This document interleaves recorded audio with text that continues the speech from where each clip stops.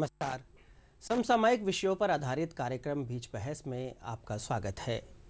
मित्रों, किसी भी देश की खुशहाली और समृद्धि के लिए वहाँ के नागरिकों का सेहतमंद होना बहुत ज़रूरी है और अच्छे स्वास्थ्य में स्वच्छता का अहम योगदान होता है। हमारे देश के माननीय प्रधानमंत्री जी ने भी स्वच्छता पर विशेष जोर दिया है। देश के गांवों और शहरों में स्वच्छ भारत अभियान के तहत कई कार्यक्रम चलाए जा रहे हैं। स्वच्छता सर्वेक्षण भी इसी प्रक्रिया का हिस्सा है, जिसमें शहरों की सफाई व्यवस्था का मूल्यांकन किया जाता है। जयपुर शहर ने इस दिशा में पिछले सालों में उल्लेखनीय तरक्की की है। कल से स्वच्छता सर्वेक्षण शुरू हो रहा है। जयपुर इस बारे में क्या तैयारियां कर रहा है, कितना तैयार है, इस बारे में जानने के लिए आज हमने हमारे स्टूडियो में आमंत्रित किया है हमारे खास मेहमान जयपुर नगर निगम के विद्युत समिति के चेयरमैन श्री मान पंडित जी को। सर, आपका स्टूडियो में बहुत बहुत स्वागत है। नमस्कार सर, जब पहला सर्वेक्षण शुरू हुआ था तो उसमें जयपुर का स्थान 215वां था। उसके बाद में पिछले साल जो सर्वेक्षण आया उसमें 215 से जयपुर बड़ी छलांग लगाते हुए 39वें नंबर पे आ गया। तो ये जो सफ़र है तरक्की का, इसको आप कैसे देखते हैं? इसके लिए नगर निगम ने क्या तैयारियां की? इस तरक्की के लिए अगर सीधी बात करी जाए तो इस देश के लिए गौरव की बात है कि जब देश के प्रधानमंत्री माननीय नरेंद्र मोदी जी ने देश की बागडोर संभालने के लिए जब सबसे पहले शपथ ग्रहण के लिए जाने लगे तो इस धरती माता भारत की भूमि को चूमकर उसकी मिट्टी को नमन कर जब संसद में गए तो उन्होंने तभी मैसेज दे दिया था कि हिंदुस्तान को स्वच्छ और स्वस्थ रखना है। और उसका परिणाम आप देखिए, मैं बताना चाहूँगा आपको, जब पहली बार माननीय प्रधानमंत्री ने पूरे देश में ये घोषणा करी कि स्वच्छता अभियान चलना चाहिए और स्वच्छता अभियान ऑफिस, कार्यालय, प्राइवेट जगह, स्कूल, बच्चों में अवेयरनेस लाने के लिए जो प्रयास किया, उन्होंने कहा कि वीक में एक बार सभी कर्मचारी अपने ऑफिस में सफाई करेंगे। तो देश के लोगों ने कई लोगों ने जो उस चीज़ को नहीं पचा पा रहे थे, उन्होंने माननीय प्रधानमंत्री जी के लिए कहा कि कैसा प्रधानमंत्री देश को मिला है जो कुछ करना ही नहीं चाहता, खाली सफाई की बात कर रहा है। लेकिन आप उसका इतना बड़ा प्रभाव देखिए कि आज 2016 में अगर जयपुर की रैंक की बात करें, हिंदुस्तान में तो परिवर्तन आया ही है, लेकिन अगर जयपुर की बात करें तो जयपुर 2016 में 270वीं रैंक पे था, उसके 370वीं रैंक पे। उसके बाद बात करें 2017 में तो 215वीं रैंक में था और गत वर्ष 2018 में 39वीं रैंक पे आया। इसके सबके पीछे कारण देश के प्रधानमंत्री का वो विचार, वो ओजस्वी तरीके से देश को जागृत करना, अवेयरनेस लाना जिसको कह सकते हैं, कि उसके कारण रहा कि 3 साल में जयपुर की जनता के साथ साथ पूरे हिंदुस्तान में इतना बड़ा परिवर्तन आया कि जयपुर शहर 39वीं रैंक पे आया। और स्वच्छता अभियान एक अभियान, इतना बड़ा अभियान है कि इससे आपने जो शुरुआत अभी करी कि बीच बहस के बीच में आपने कहा कि स्वास्थ्य इससे जुड़ा हुआ है। निश्चित तौर पर हिंदुस्तान में अगर सबसे ज़्यादा दिव्यांग अगर हैं तो वो हिंदुस्तान में, उसके पीछे कारण है कि पैदा होते ही बच्चे को वो माहौल नहीं मिलता, स्वच्छता नहीं मिलती और उसके कारण उसमें कई ऐसी बीमारियां घर कर जाती है कि जिसका इलाज होना संभव नहीं होता।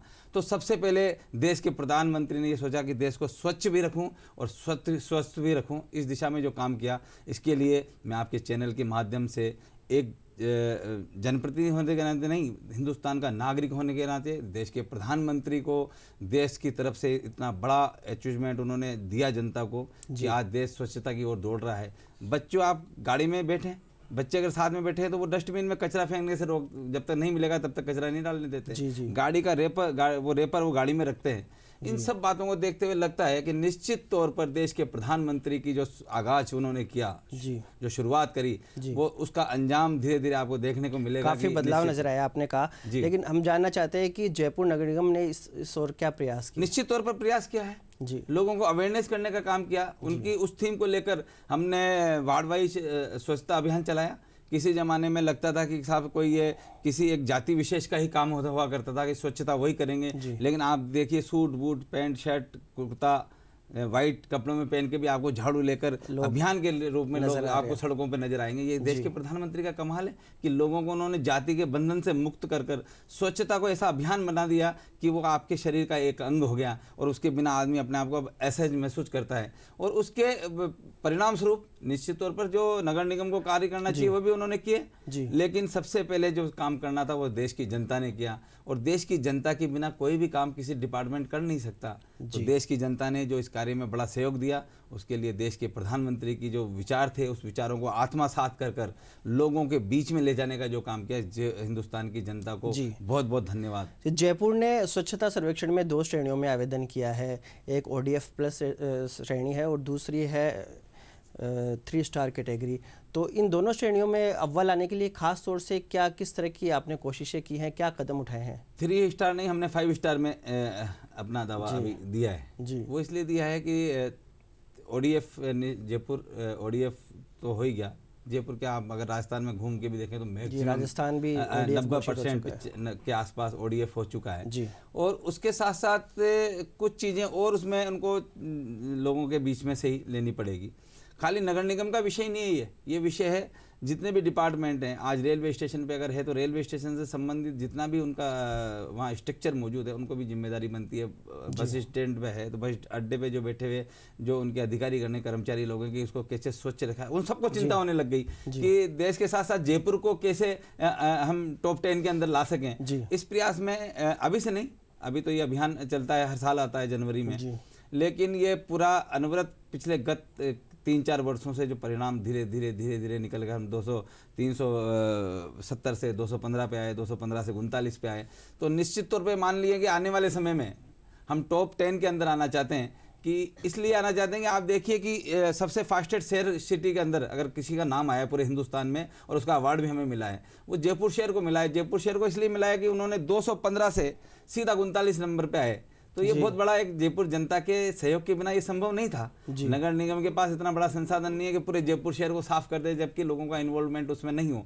तो लोगों ने अपनी सहभागिता निभाते हुए जिस तरीके से जयपुर को बहुत तेजी से ग्रोथ करते हुए शहरों में स्वच्छता के ऊपर लाने के लिए जो जयपुर की शहर की जनता ने काम किया है, उसके लिए जयपुर की जनता बहुत काबिल तारीफ है कि उन्होंने इतना बड़ा कार्य किया। तो नगर निगम का जो ये एक नया प्रयास हुआ कचरा संग्रहण वाला, जो कचरा संग्रहण की गाड़ियां घर घर जाके कचरा एकत्रित करती है, इसका इसमें महज मैं कह सकता हूं कि बहुत ही प्रमुख योगदान रहा है। तो इसके बारे में बताइए कुछ, ये विचार कैसे आया और किस तरह से आपने इसको इम्प्लीमेंट किया? विचार का विषय ये था कि एक लोगों की आदत पड़ी है, मैं मेरे घर के हूँ तो लगा कोई चीज़ पड़ोस वाला प्लॉट खाली पड़ा है तो अपना घर का कचरा उसमें डाल देना। स्वीपर आता था, उसका कोई टाइम फिक्स नहीं था, कभी आना है कभी नहीं आना, 10 दिन की छुट्टी चलेगा। प्राइवेट लोगों के पास काम था और ऐसा कोई व्यवस्था नहीं थी कि वो कचरा कहाँ तक ले जा सकें। तो इस बारे में तत्कालीन UDH मंत्री माननीय राजपाल सिंह शेखावत जब थे तो उस समय के तत्कालीन मेयर निर्मल जी नाठा, तो उस समय बड़ी विस्तार से इस बारे में चर्चा हुई। पहले भी एक बार कंसेप्ट हुआ था यहाँ, तत्कालीन मेयर थी मैं ज्योति जी खंडेलवाल, जब ये कार्य चला, लेकिन वो उस काम को नहीं समझ पाए और वो ठेकेदारों के अंदर में, और ठेकेदार भी कई सारे जिसकी कोई जिम्मेदारी तय नहीं होती थी, A to Z एक कंपनी आई थी और वो फेल हो गया तो लोग दूध का जला छाछ भी फूंक के पीता है। तो उस डर से लोगों ने नए कंसेप्ट को ईजाद करने का काम नहीं किया। लेकिन उस समय के तत्कालीन UDH मंत्री राजपाल सिंह शेखावत ने कहा कि नहीं, आपको ये काम करना चाहिए, डोर टू डोर की लोगों के घर से ही कलेक्शन हो और वो कचरा ले जाकर एक निश्चित स्थान पर उसका निस्तारण हो जाए, इस तरीके का प्रयास करना चाहिए।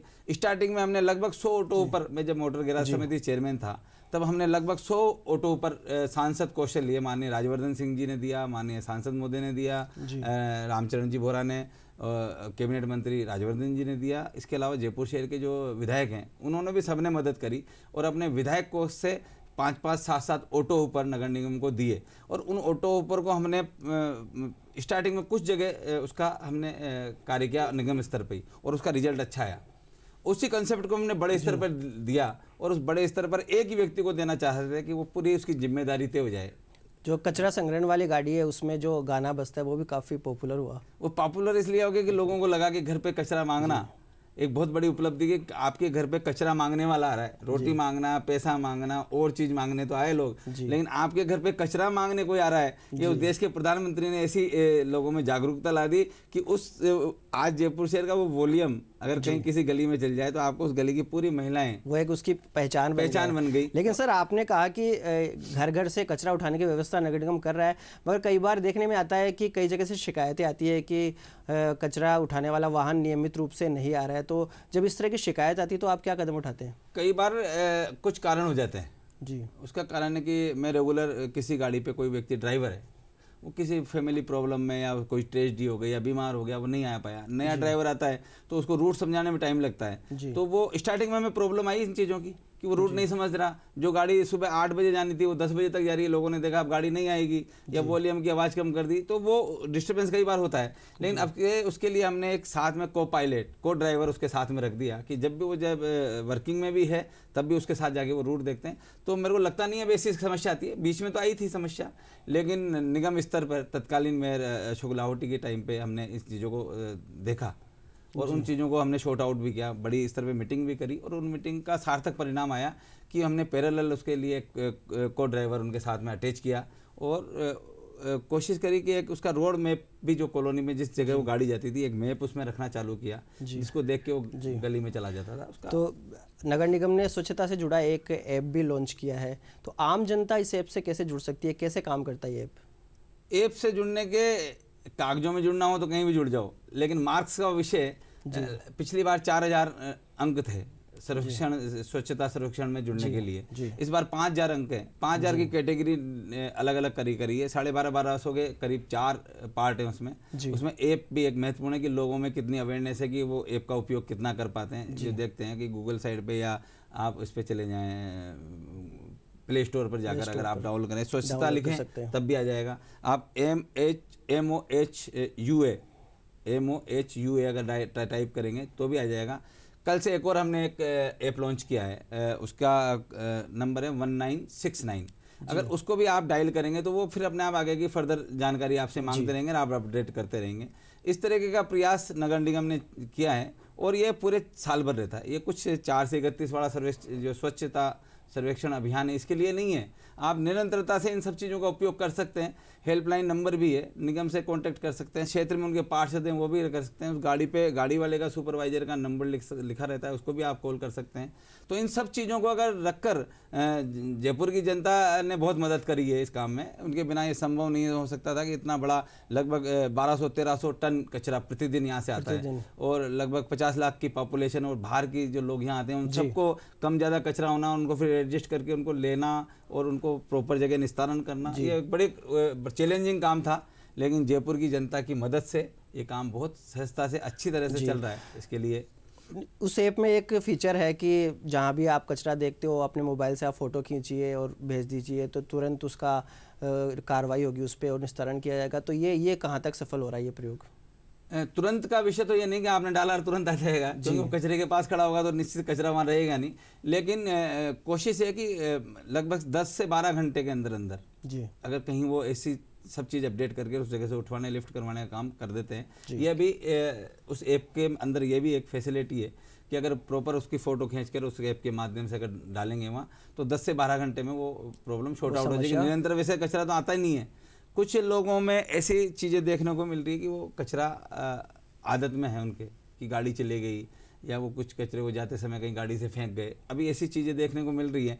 लेकिन हम सबसे पहले कंपनी के जरिए, जिस कंपनी का जो कार्य चल रहा है डोर टू डोर, वो अपनी जिम्मेदारी बखूबी निभा लें। अगर फिर इस तरीके का कोई भी कार्य करता हुआ व्यक्ति मिलेगा तो उस पर हम निश्चित तौर पर जुर्माने सहित कुछ ना कुछ काम करेंगे, कार्रवाई करेंगे। जी, जैसे कि आप देखिए कई चीज़ें हमने कानूनन जोड़ रखी है कि आप सार्वजनिक रूप पे बाथरूम करना और चीज़ें करना, अभी खुले में शौच करने के ऊपर अभी कोई इस तरीके का दंडात्मक कार्रवाई के लिए में या जुर्माने के रूप में ऐड नहीं किया है। उसके लिए उस प्रावधान को करने के लिए हमने DLB को या जयपुर के स्तर पर पूरे राजस्थान में करने की कोशिश करेंगे कि सरकार इसमें मदद करे। जो सरकार मदद कर पाएगी तो राजस्थान में ये कानून लागू हो जाएगा, लेकिन हम साधारण सभा के बोर्ड के माध्यम से भी ये कानून लागू करने का प्रयास करेंगे। जी, तो नगर निगम द्वारा ये आयोजित बनाया गया ऐप जो है वो जन जागरूकता के क्षेत्र में एक बड़ा काम है, उसके लिए ये काम किया गया है। तो इसके अलावा भी और कौन कौन से कदम है जो आपने जनता को सावचेत करने के लिए आपने उठाए? क्योंकि मेरा मानना है कि प्रशासन की इकलौती भूमिका कहीं ना कहीं कमज़ोर पड़ जाती है जब तक कि जनता का साथ ना मिले।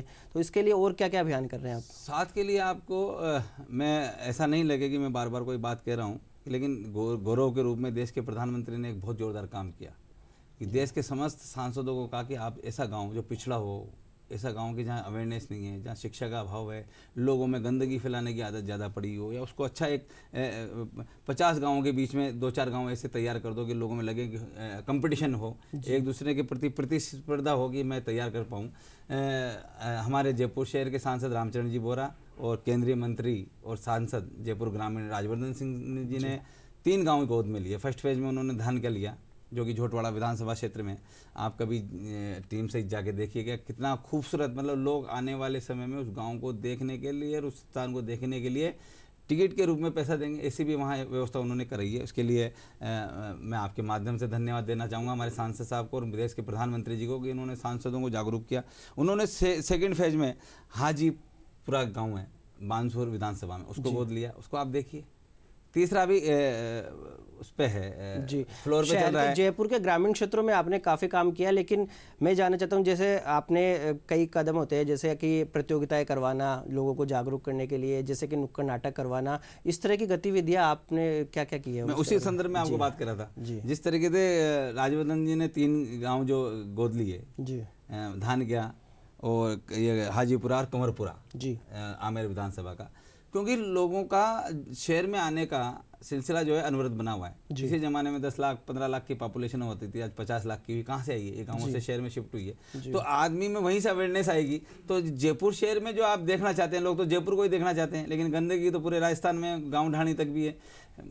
हमारा और देश के प्रधानमंत्री का सपना है कि गाँव ढाणी तक भी वो कचरा गंदगी समाप्त हो जाए, और उसके लिए इस प्रकार के प्रयास किए गए हैं कि जैसे आपने कहा, हमने नुक्कड़ नाटक भी चलाए, हमने स्कूलों में भी कार्य किया। स्कूलों में जाके उनसे, वहाँ के जो प्रिंसिपल हैं उनसे मिले और उनको बच्चों को एक पूरा उनका गेट टुगेदर करके उनको पूरी डिटेलिंग बताई कि किस तरीके से गंदगी से क्या क्या बीमारियाँ हो सकती है और वो बीमारियों का दुष्परिणाम क्या आ सकता है। उन बच्चों को लगा कि नहीं यह होता है, तो वो छोटे बच्चों के दिमाग में अचेतन मन, आप कच्ची मिट्टी को जैसा चाहोगे वैसा ढाल दोगे, तो अचेतन मन में जब ये बात कर करके हमने 3-4 साल का इसका प्रयोग किया, तो आज उसके रिजल्ट इतने बढ़िया आ रहे हैं कि आने वाले समय में व्यापार मंडलों से हमने चर्चा करी। व्यापार मंडलों को कहा कि सर गीला और सूखा कचरे के लिए आप 2 तरह के डस्टबिन रखिए, नीला और हरा, वो भी हमने रखवाने का प्रयास किया। दुकानदारों को कहा, दुकानदारों ने रखा, प्राइवेट संस्थानों में रखा। अभी एक और बड़ा काम हम करने वाले हैं कि पहले बड़ी बड़ी होटल्स और जो बड़े बड़े औद्योगिक क्षेत्र हैं जिनके यहाँ से बल्क में कचरा निकलता है, नगर निगम 2 रुपये किलो के हिसाब से अभी पेमेंट कर रहा है कंपनी को। तो हम चाह रहे हैं कि ज़्यादा कचरा, कम से कम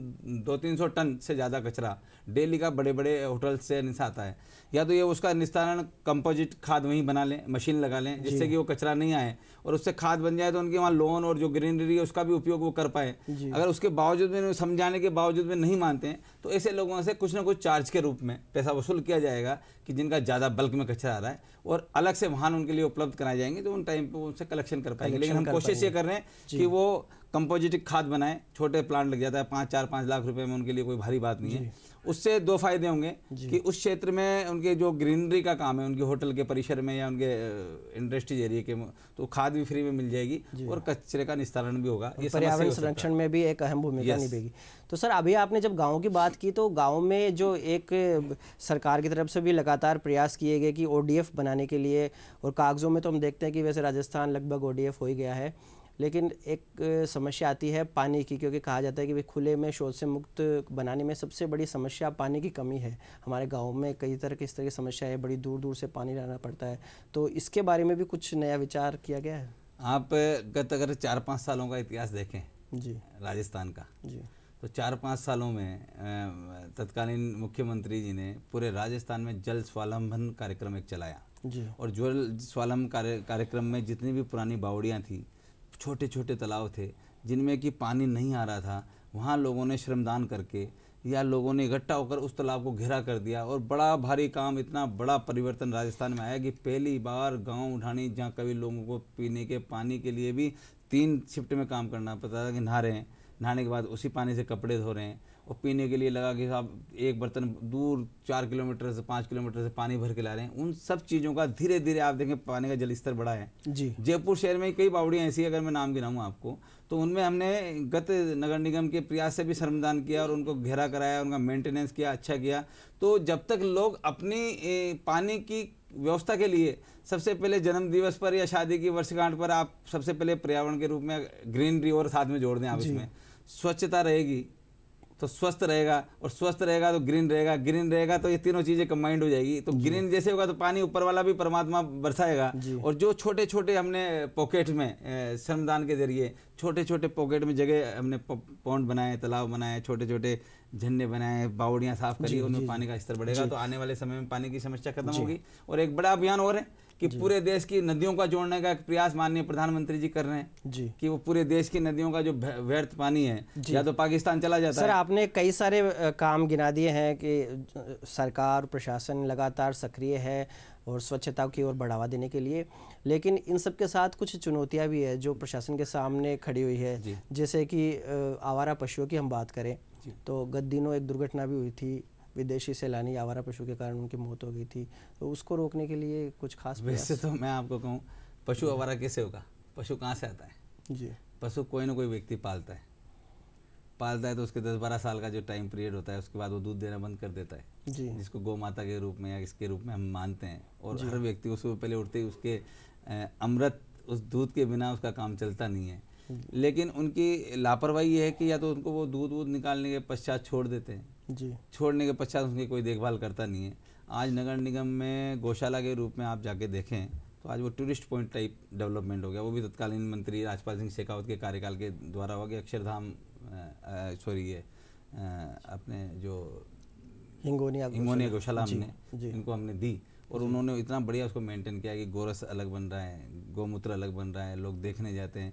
और अब जैसे इस तरह के कोई लोग अगर उसको छोड़ता है तो हम पेनल्टी भी हमने ज़्यादा कर दी, 10,000 रुपये हमने पेनल्टी कर दी जी। तो उसका भी डर से लोगों ने, जब मैंने कहा ना 2 तरह से आप लागू चीज़ होती है, या तो आप में अवेयरनेस आए या आप दंड के रूप में, तो उसके बाद कभी कभार ऐसी छोटी मोटी दुर्घटनाएं हो गई होगी और उसके लिए प्रयास निरंतर जारी है कि ऐसी कुछ चीज़ें नहीं देखी। आप जैसे सांड जिसको बोलते हैं, बड़ा जानवर है, गांव से कभी आ गया, कहीं से पता नहीं चला कहाँ किस जगह आ गया, कब रात को या दोपहर में सुबह दुर्घटना करके जानवर के साथ, तो आप VTS सिस्टम से उसको फॉलो कर नहीं सकते कहाँ है, क्योंकि इतना बल्क राजस्थान का सबसे बड़ा ही कार्य किसान और पशुधन, इन दोनों के पीछे राजस्थान जिंदा है।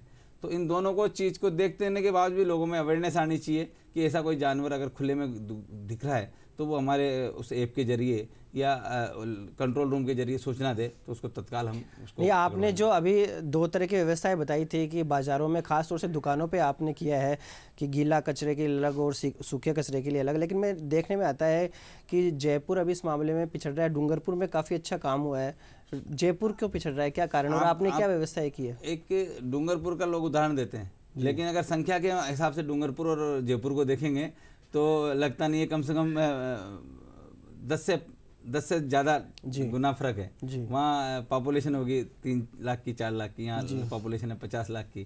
तो उन सब चीज़ों को देखते हुए उस छोटी चीज़ को कंट्रोल करना बहुत ईजी है और लोगों को छोटे रूप में समझाना बहुत। यहाँ कम से कम 10-5 लाख आदमी डेली आता जाता है जयपुर से। सर मैं खास तौर से ये जानना चाहता हूँ कि गीले कचरे के लिए क्या व्यवस्था है और सूखे कचरे के लिए क्या? अभी कंपनी से हमने कहा है इस बार कि आप 2 व्हीकल चलाएं या उस गाड़ी में 2 खाने रखें, एक में गीला हो कि सूखा हो, तो उस गीले और सूखे का जो निस्तारण का तरीका है, जिससे कंपोजिट खाद बन सकती है ग्रीनरी से, वो काम आ जाए जल्दी। और जो सूखा कचरा है उससे हम बिजली उत्पादन का काम कर रहे हैं। 2 हमारे जो ट्रांसफर स्टेशन है वहाँ हमने पूरी यूनिट लगाई हुई है, अभी ऑलरेडी ये काम चल रहा है, कंपोजिट खाद भी बन रही है और बिजली उत्पादन का काम भी कर रहे हैं। जी सर, समय की काफ़ी कमी है तो मैं आपसे चलते चलते एक छोटा सा सवाल करना चाहता हूँ, संक्षेप में जवाब चाहूँगा आपसे कि ये जो स्वच्छता सर्वेक्षण है इसकी भूमिका क्या देखते हैं आप सफाई में? मैंने आपको पहले भी कहा जी, स्वच्छता सर्वेक्षण कोई एक कागजों का काम नहीं है जी, कि कागजों में आपने कोई एग्जाम देना है जी और उसके बाद घर बैठ जाना है, फिर अगले साल की तैयारी करनी है। ये निरंतरता बनाए रखने के लिए राजस्थान की या जयपुर की जनता, इसके लिए आप बड़ा उदाहरण मैं आपको बताऊं कि जयपुर में एक कलंक हुआ करता था बड़ा, अमानी शाह का नाला जी। अमानी शाह का नाला देख के यहाँ टूरिस्ट आता था, वो एक अपने साथ एक खट्टी याद लेके जाता था, एक कड़वी याद लेके जाता था कि अमानी शाह का नाला जयपुर शहर के बीच में से निकल कर जा रहा था। ये तत्कालीन UDH मंत्री माननीय राजपाल सिंह शेखावत के टाइम 47 किलोमीटर का एरिया जो आने वाले समय में टूरिस्ट देखने जाएगा, लोग मॉर्निंग वॉक और इवनिंग वॉक करने जाएंगे और लोग वहाँ पिकनिक मनाने जाएंगे। आने वाले समय में ये बड़ी उपलब्धि एक जयपुर शहर को मिली है। ये भी एक इस बार इस स्वच्छता सर्वेक्षण में इसके भी नंबर हैं, लेकिन उस समय के तत्कालीन यूडीएच मंत्री को धन्यवाद देना चाहेंगे कि इतनी बड़ी उपलब्धि, जयपुर शहर के हार्ट के बीच में एक कलंक के रूप में बहती हुई अमानिशा नाले को एक द्रव्यवती के नदी का रूप दिया। ये जयपुर शहर की जनता के जी, आपने बिल्कुल सही कहा कि प्रशासन और सरकार तो अपना काम करती ही है, लेकिन किसी भी अभियान को सफल बनाने में वहाँ के नागरिकों की, वहाँ की जनता की अहम भूमिका होती है। जब तक हम लोग हमारे देश के प्रति जागरूक नहीं होंगे, हमारे कर्तव्यों के प्रति जागरूक नहीं होंगे, तब तक हमारा देश स्वस्थ नहीं बन सकता, स्वच्छ नहीं बन सकता। तो सर, आप हमारे स्टूडियो में आए और हमसे ये बातें साझा की, इसके लिए आपका बहुत बहुत शुक्रिया। जी, बहुत बहुत धन्यवाद। तो दर्शकों, आज के लिए इस कार्यक्रम में बस इतना ही। अगली कड़ी में हम आपसे फिर रूबरू होंगे, तब तक के लिए दे दीजिए इजाज़त। नमस्कार। नमस्कार।